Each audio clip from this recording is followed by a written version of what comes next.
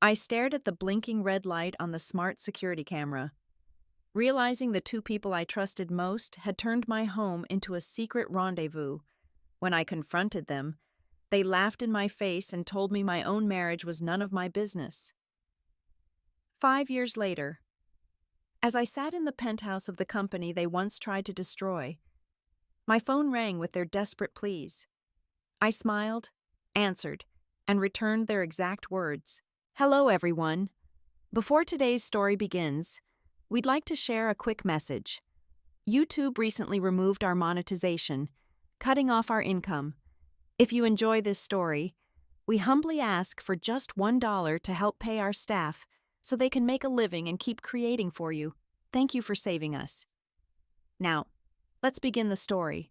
My name is Chloe Watson. I am 32 years old, and for the longest time, I truly believed I had built the perfect life from the ground up. I worked as a senior data analyst at Veridian Horizon Systems, which is one of the largest tech conglomerates in the United States.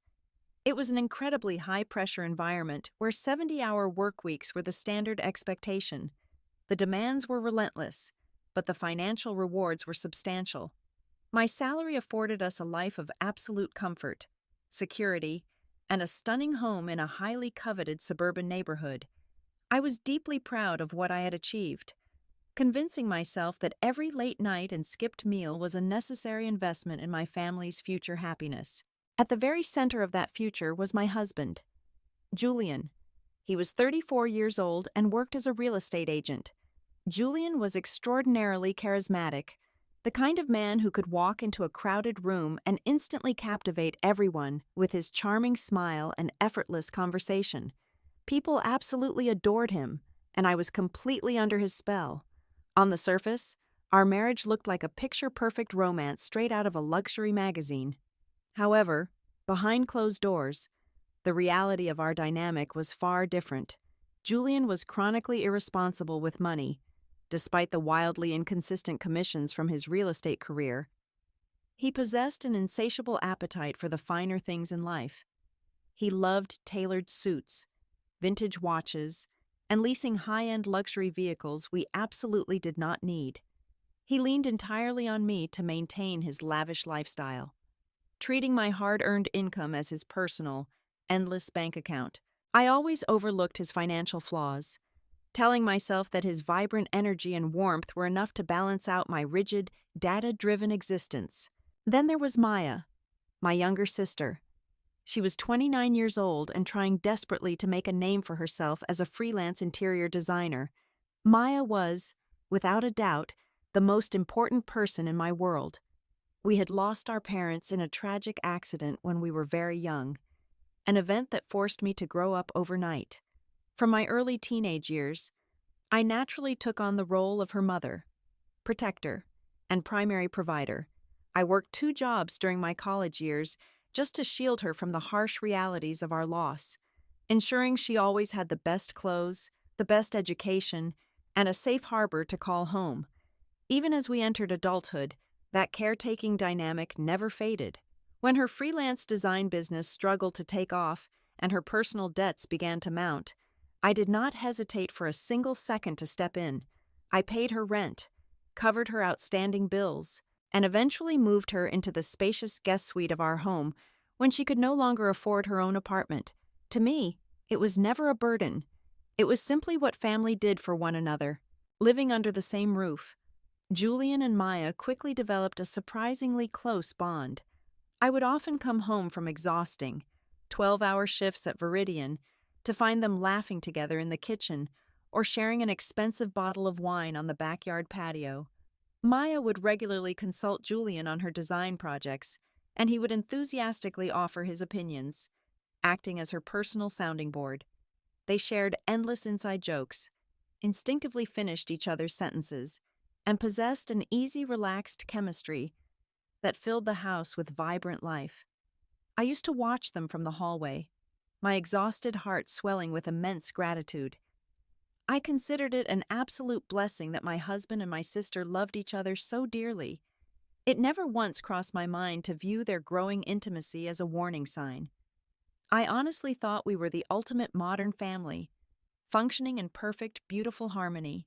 But harmony is often just an intricate illusion masking a quiet, gathering storm. I was the sole pillar holding up our magnificent life. I paid the heavy mortgage, funded Julian's extravagant spending habits, and completely subsidized Maya's daily life and career aspirations to sustain this towering financial structure. I had to pour every ounce of my mental and physical energy into my demanding corporate job. I missed family dinners. I canceled weekend getaways at the last minute, and I spent countless evenings staring at complex data models in my home office instead of sitting on the living room couch with them. I have to finish this report. I will join you guys later. I would tell them, genuinely believing they understood my sacrifices. What I completely failed to realize was that my absence, born purely out of the necessity to provide for them, was actively breeding a toxic, silent resentment. Instead of being grateful for the unshakable financial security I provided, Julian and Maya began to view me as a cold, absentee figure who cared more about algorithms than human connection. They silently fumed over my inability to cater to their constant emotional whims. They bonded deeply over their shared grievance, convincing themselves that I was obsessed with my career and willfully neglectful of their needs. I was practically breaking my back to give them the entire world, completely unaware that they were standing in the very home I paid for, quietly despising me for not being there to serve it to them on a silver platter. It was a remarkably quiet Saturday afternoon. Julian and Maya had left the house bright and early that morning, claiming they needed to attend an exclusive, all-day interior design exhibition in the heart of the city, with the house completely to myself for the next 8 or 9 hours. I decided it was the perfect opportunity to tackle a home improvement project I had been putting off for weeks. Our affluent neighborhood had recently experienced a concerning string of package thefts, so I had purchased a top-of-the-line, enterprise-grade smart security camera system. Being a senior data analyst, I naturally preferred handling technical installations myself rather than hiring outside contractors. I spent the first 2 hours carefully mounting the sleek, unobtrusive camera lenses in all the high-traffic areas. I placed one overlooking the main entryway, another angled across the kitchen island, and a third wide-angle lens positioned discreetly in the corner of our expansive living room. Once the physical hardware was tightly secured, I sat down at the kitchen table with my personal tablet to synchronize the network, establish the encrypted firewalls, and calibrate the live feeds. The high-definition video quality was immediately impressive, but I needed to ensure the ambient audio sensors were capturing sound accurately without any annoying static interference. I opened the deep administrative dashboard on my tablet to manually adjust the frequency channels and optimize the router bandwidth. While I was meticulously scanning our local network map to allocate the proper data streams, my trained eyes caught a severe anomaly. Hidden beneath the standard list of connected devices, there was a concealed, highly encrypted cloud directory piggybacking on our home network. It was deliberately masked, but I could trace the digital footprint directly back to Julian's primary laptop address. My analytical brain immediately shifted into overdrive. Julian barely understood how to update the operating system on his smartphone, let alone engineer a hidden proxy server on a private residential network. A cold prickle of intense curiosity washed over me. I aggressively traced the directory pathway, bypassing the superficial network layers, until I found myself staring at a sleek gray password prompt. I tried his usual, predictable passwords, his favorite sports team, his childhood street name, our wedding anniversary. Nothing worked. I paused, staring at the blinking cursor, letting my deep-seated intuition guide my hands. My fingers hovered over the digital keyboard and acting on a completely random, sickening hunch. I slowly typed in the month, the day, and the year of Maya's birthday. I pressed enter. The system chimed softly, and the digital lock clicked open. Access granted. The screen instantly flooded with hundreds of organized thumbnail images. They were all high-resolution video and audio files, categorized meticulously by month and date, stretching back for over a year. I felt a strange knot tighten in my stomach as I clicked on a file from a Tuesday night roughly 2 weeks ago. I vividly remembered that specific Tuesday. I was trapped at the office until almost midnight, desperately trying to salvage a corrupted client database while surviving on bitter office coffee. The video buffered for a fraction of a second before playing smoothly. It was a recording from the older, basic living room camera we used to use to monitor the house when we traveled. The angle was wide, capturing the entirety of the expensive velvet sofa I had custom ordered just last year. My breath caught sharply in my throat, and the sleek kitchen around me began to spin wildly out of focus on the glowing screen of my tablet. Julian and Maya were clearly not focused on paint swatches or room layouts. They were frantically entangled, flushed and breathless, treating my refined home like a cheap, sleazy roadside inn. I watched in frozen, suffocating horror as my husband roamed his hands greedily over my younger sibling, whispering filthy, passionate promises he had not bothered to utter to me in half a decade. The audio feed was sickeningly clear. Every heavy breath, every muffled whimper, every disgusting sound of their betrayal echoed sharply through the absolute stillness of my kitchen. With unfeeling hands, I selected another recording. Then I launched the next one. It was a massive, horrifying catalog of their infidelity, perfectly recorded right inside my own sanctuary, occurring repeatedly on the exact nights I was exhausting myself at work to keep a roof over their deceitful heads. The tightness in my chest became so intense that I honestly thought my ribs were going to shatter. But the nightmare was far from over. I forced my trembling, ice-cold hands to keep scrolling through the massive directory.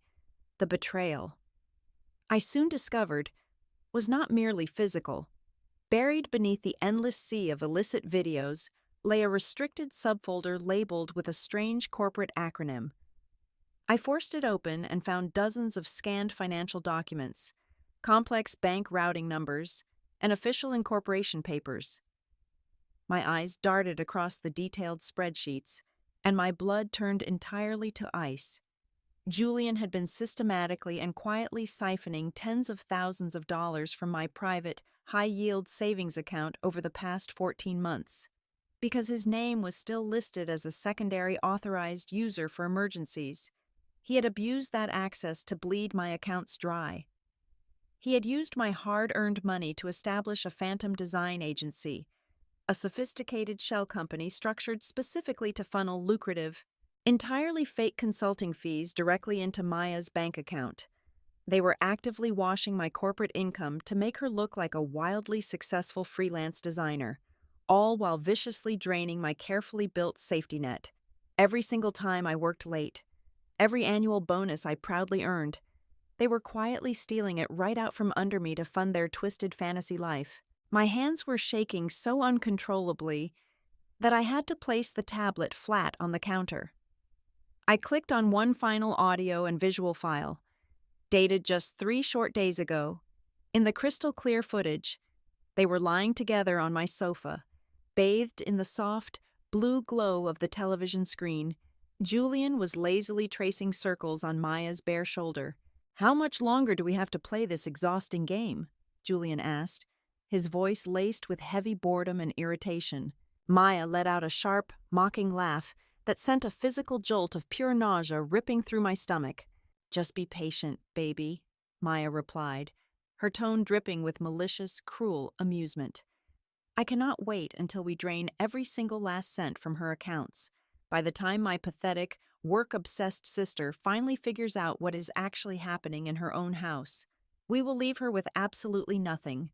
She will be out on the street with empty pockets, and she will have beautifully funded our entire new life together." I sat perfectly still in the empty kitchen, the silence now ringing deafeningly in my ears. The dark, glossy screen of the tablet reflected my pale, ghostly face. The crushing, suffocating weight of their monumental betrayal did not just break my heart, it violently shattered my entire perception of reality. The two people I had loved most in this world, the ones I had fiercely protected and tirelessly provided for, were not just casually cheating on me, they were actively, methodically plotting to destroy my entire existence. and they were laughing gleefully while they did it. I sat in the exact center of the living room, my posture perfectly rigid, my hands folded neatly in my lap.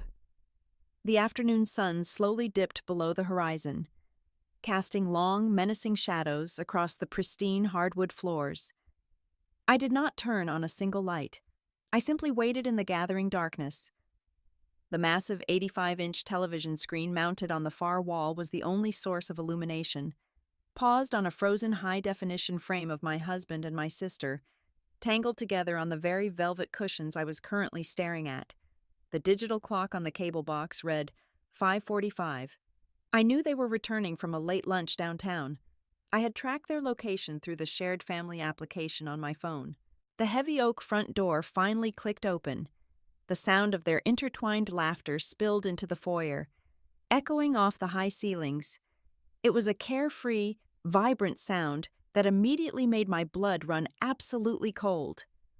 I heard the solid thud of Julian tossing his expensive leather keys onto the console table, followed by the soft rustle of Maya taking off her designer coat. A coat I had purchased for her just last Christmas. "It is completely dark in here," Julian muttered, his footsteps echoing as he walked toward the living room archway. "Chloe must still be chained to her desk." The moment his foot crossed the threshold into the living room, I pressed the play button on the remote control resting in my palm. The sudden, explosive sound of their own voices shattered the quiet serenity of the house. The high-definition speakers blasted the crystal-clear audio from the hidden cloud directory. The television screen flared to life, projecting their naked bodies and their treacherous, mocking conversation at maximum volume.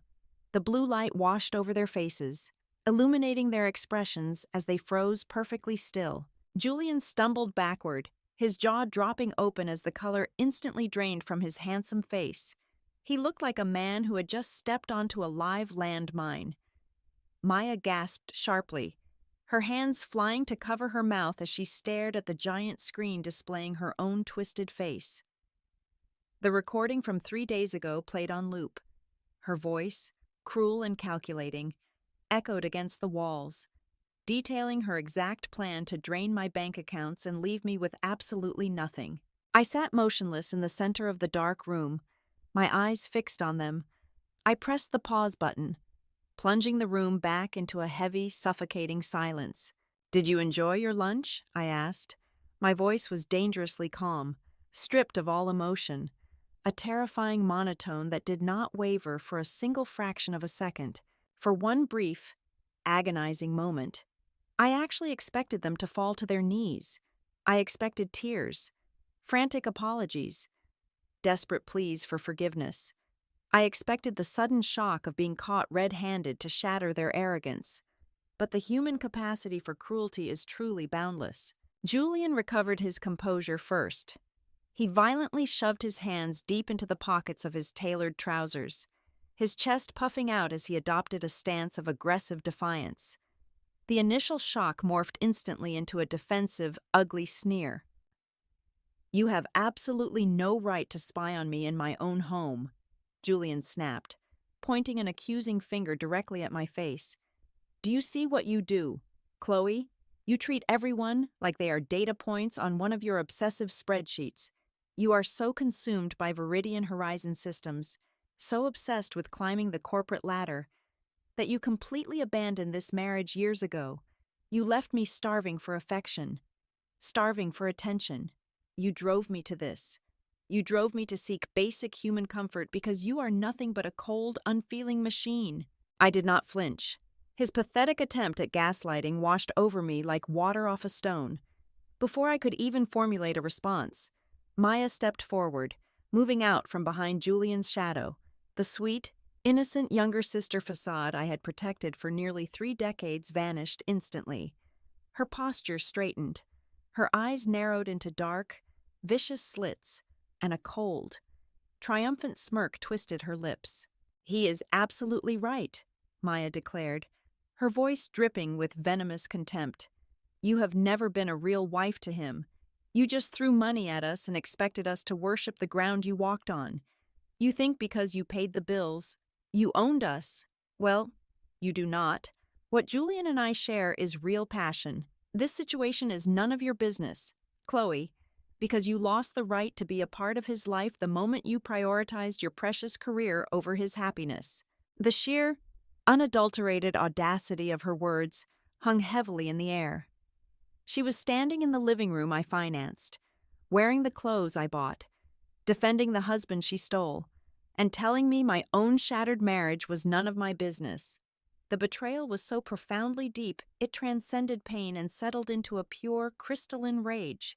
And since you have been so busy playing the role of the amateur detective, Julian interrupted, crossing his arms over his chest, his voice laced with arrogant victory.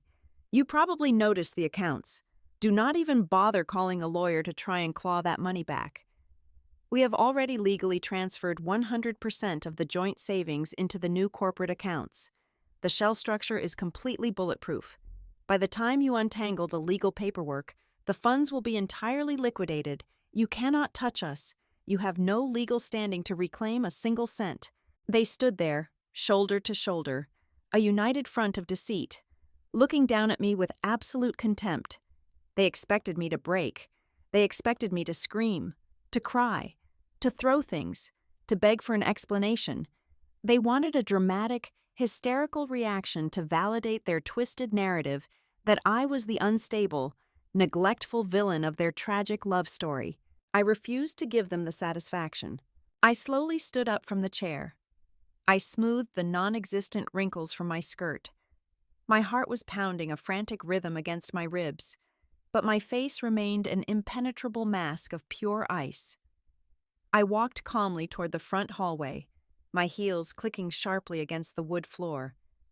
I opened the heavy oak front door wide, letting the cool evening air sweep into the stifling house. "Get out," I said, my voice barely above a whisper, yet carrying the absolute authority of a judge handing down a death sentence. "Chloe, be reasonable. We need to pack our things," Julian stammered, clearly thrown off balance by my chilling lack of hysterics. "I said get out," I repeated, my eyes locking onto his with a terrifying intensity. "You have exactly 60 seconds to walk through this door before I call the police and have you both arrested for trespassing. Everything you own will be boxed up and dumped on the front lawn by tomorrow morning. If you step foot on this property ever again, I will have you arrested." Maya scoffed loudly, rolling her eyes in exaggerated disgust. "Come on, Julian. We do not need to deal with her psychotic behavior anymore. We have what we need. Let her freeze alone in her giant, empty house."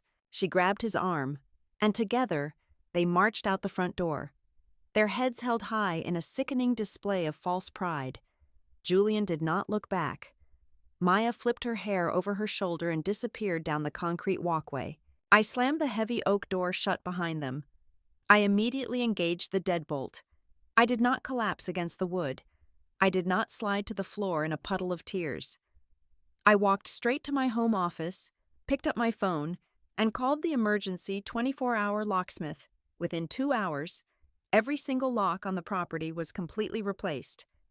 I deactivated Julian's access codes to the garage, wiped his digital footprint from the smart home system, and blocked both of their phone numbers on every single device I owned.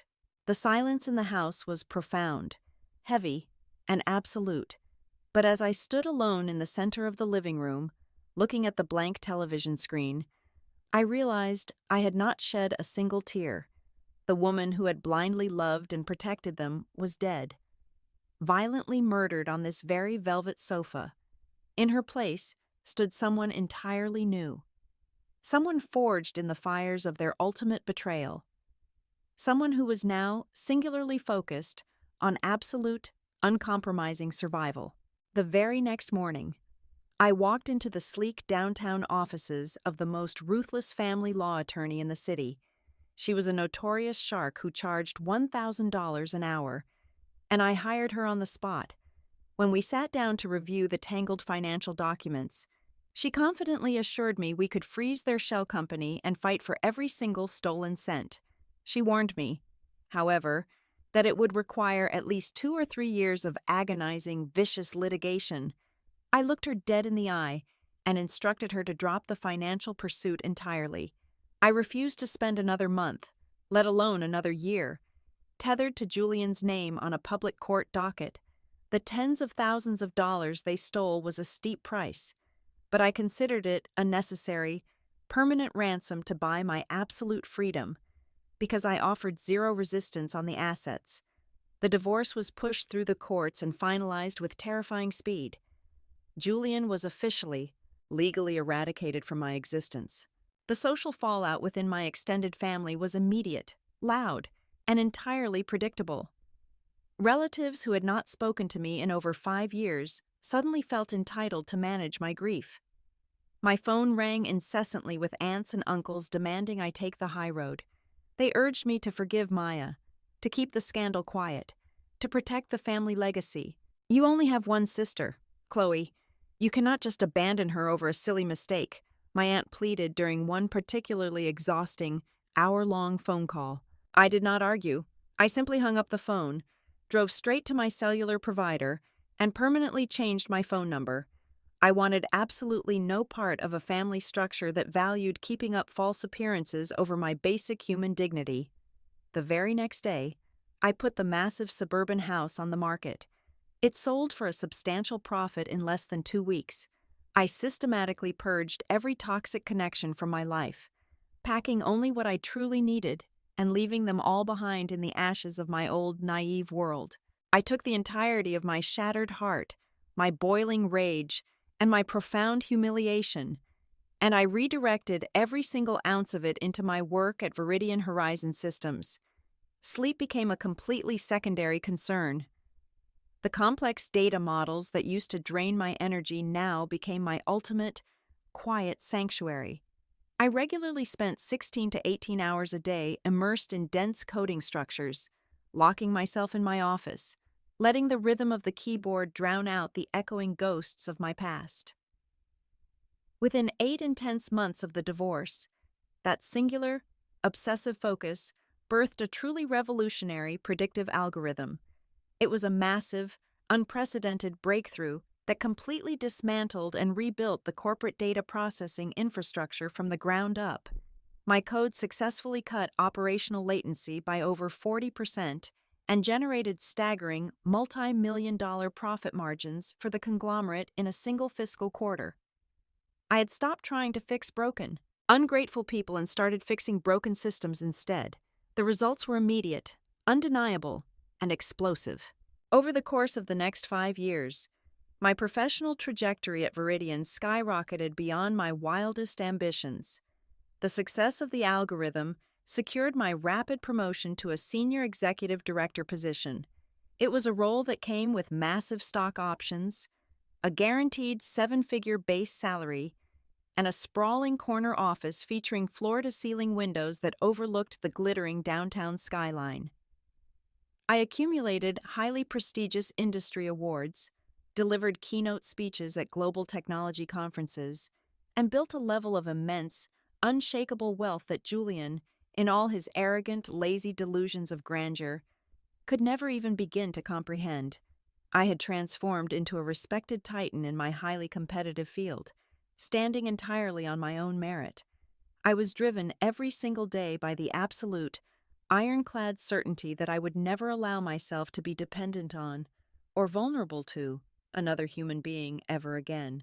My personal life perfectly mirrored my professional resurrection. I purchased a breathtaking, ultra-modern penthouse apartment in the very center of the city. It was a minimalist sanctuary flooded with natural light, featuring sleek marble countertops and completely devoid of cheap velvet furniture or painful, lingering memories. I spent my accumulated vacation weeks traveling the world, hiking the rugged Swiss Alps, tasting aged wine in sunny Tuscany, and watching the quiet sunrise over the temples of Kyoto. I carefully curated a small, fiercely loyal circle of genuine friends who loved me deeply for who I was, not for what I could purchase for them. As the years steadily passed, the venomous, suffocating memories of Julian and Maya slowly evaporated from my daily thoughts. I finally understood the brutal truth. They were never my family.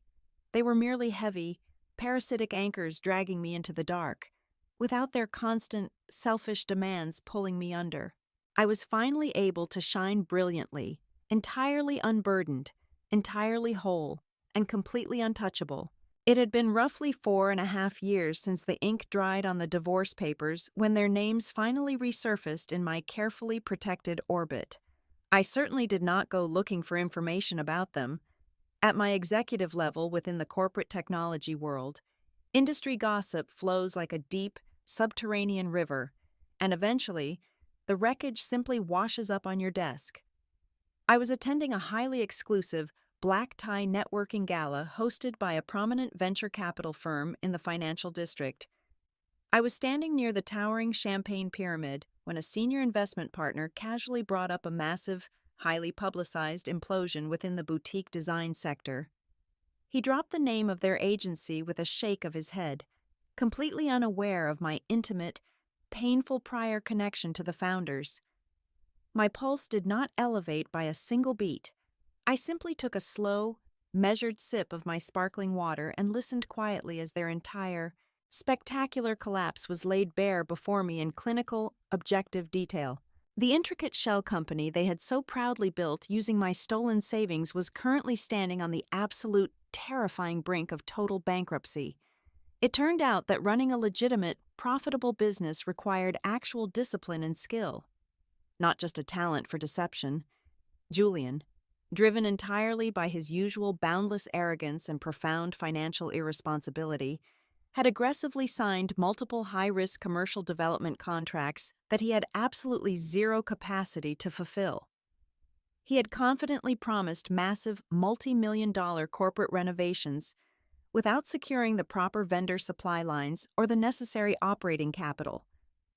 Meanwhile, Maya's carefully curated, glittering facade as a brilliant visionary designer had violently crumbled under the crushing weight of actual, demanding client expectations. Her blatant lack of genuine talent and her chronic, frustrating inability to manage strict deadlines had thoroughly alienated their one and only major corporate backer. When that flagship client abruptly terminated their massive contract due to gross incompetence, the entire fragile, stolen house of cards collapsed in on itself. The ensuing fallout was not merely a quiet, embarrassing business failure, it was a spectacular, highly visible legal catastrophe. The angry former clients and stiffed contractors did not just walk away, they banded together and filed a massive, devastating lawsuit. Julian and Maya were officially indicted in federal court for extensive commercial fraud, embezzlement, and severe violations of their financial contracts.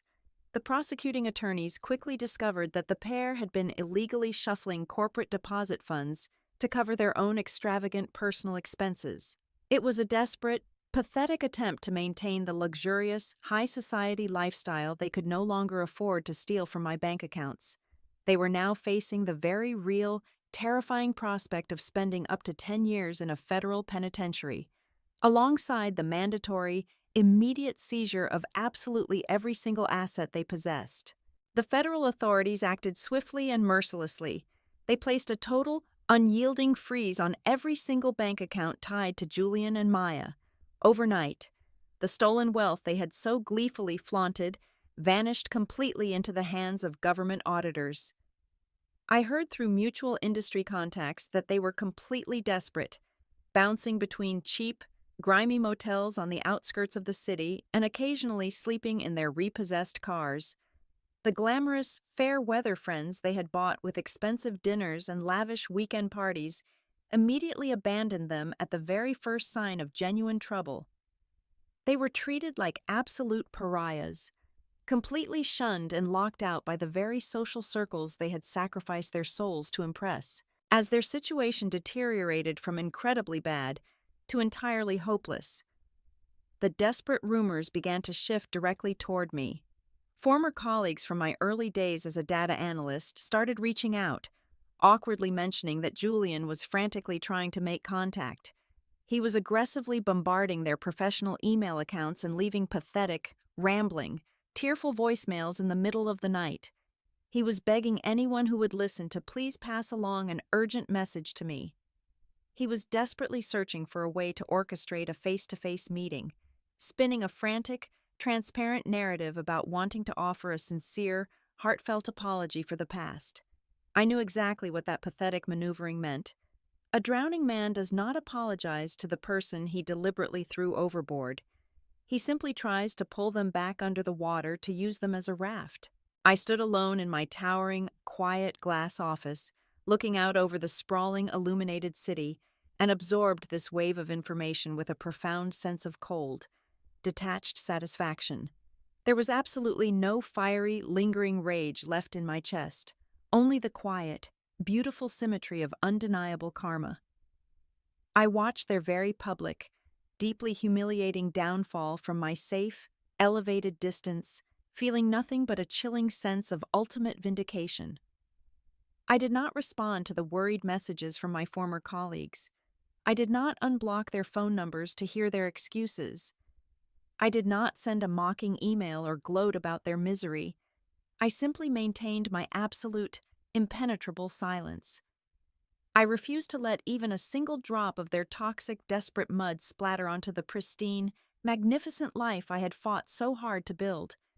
I watched from the very top of the world, perfectly content to let them burn in the devastating fire they had so eagerly and maliciously started. It was exactly 2 o'clock on a rainy Tuesday afternoon when the private intercom on my solid mahogany desk buzzed softly.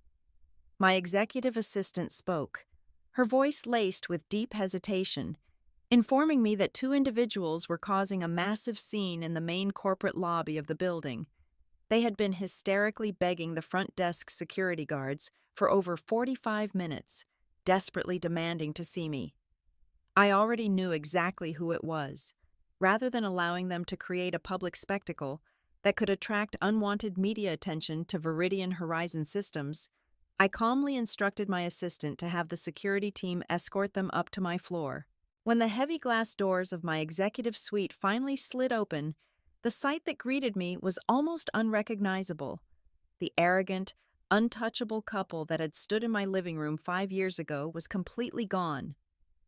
Julian walked in first, his shoulders slumped, his once handsome face deeply lined and pale with sheer panic. The expensive, tailored suits I used to buy for him were replaced by a cheap, wrinkled jacket that hung loosely on his shrinking frame. Maya stumbled in right behind him, her face completely bare of makeup, her eyes swollen and red from days of endless crying. The glamorous designer coats were gone, replaced by a frayed, oversized sweater. They looked exactly like what they were, two desperate, broken people who had finally hit absolute rock bottom. They stopped in the exact center of my massive, sunlit office, shrinking visibly under the sheer scale of my success. For a long, agonizing moment, nobody spoke. Then, the dam violently broke. Julian launched into a frantic, chaotic monologue. He paced nervously in front of my desk, wringing his hands, completely abandoning any remaining shred of his former pride. He begged me for a massive, multi-million-dollar loan to cover their rapidly mounting legal fees and to offer the federal prosecutors a desperate out-of-court settlement. He swore on everything he had left that they were entirely different people now, that the impending trial had forced them to realize the true, horrifying depth of their mistakes. "Chloe, you have to help us. Please," Julian pleaded, his voice cracking violently. "We have absolutely nothing left. The government has taken every single dime. The lawyers are demanding a retainer of $500,000 by Friday, or they will drop our case completely. You are the only person in the world who has that kind of money. We will pay you back every single cent." I swear it. When I did not respond, Maya stepped forward, her hands shaking uncontrollably. She decided to deploy the ultimate, deeply manipulative weapon she had always used against me since we were young children. "Please, Chloe," Maya sobbed, large tears spilling rapidly down her pale, hollow cheeks. "Think about our parents. Think about Mom and Dad. They loved us so much. They would be absolutely heartbroken to see us like this. They trusted you to protect me, to always take care of me. You cannot just abandon your own flesh and blood to rot in a federal prison cell. Our parents would never forgive you for letting me be destroyed." The sheer, unadulterated audacity of invoking the sacred memory of our dead parents to fund her criminal defense was entirely sickening, but I kept my face an impenetrable mask of pure ice. My total lack of reaction pushed Maya completely over the edge. She collapsed dramatically onto the expensive Persian rug in front of my desk, dropping heavily to her knees and wailing uncontrollably. "I cannot go to prison," Maya screamed, pounding her fists against the floor in a pathetic, terrifying tantrum. "I will not survive in there. Julian, please, make her understand. Beg her. Do not let her just stand by and watch us be completely ruined."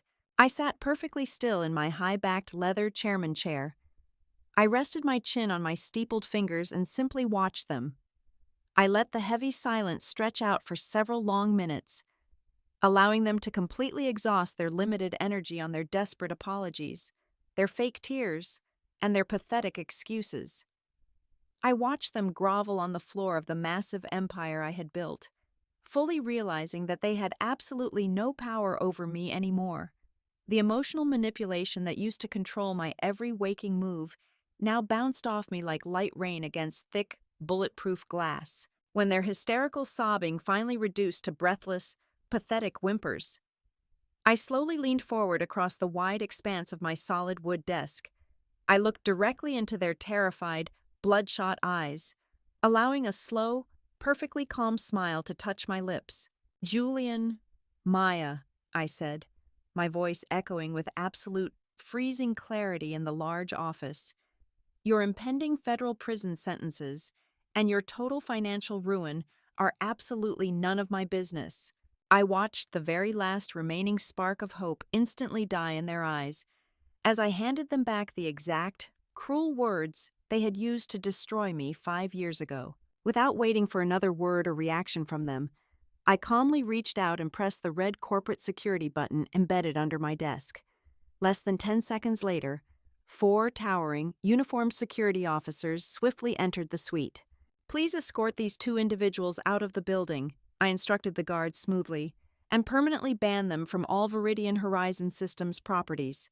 Julian tried to resist, shouting my name in a final panicked plea, but the guards swiftly grabbed his arms and hauled him firmly toward the exit.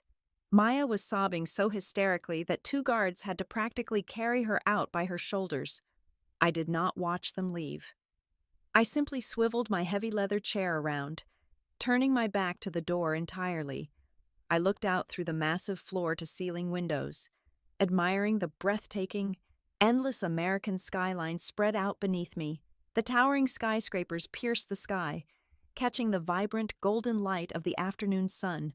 I had climbed from the absolute lowest point of betrayal to the very pinnacle of success, entirely on my own.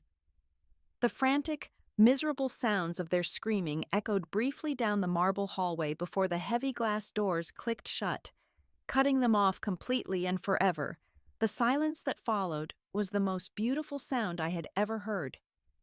It marked my ultimate, complete victory and the beginning of my fiercely independent, untouchable life. Thank you so much for listening to today's story.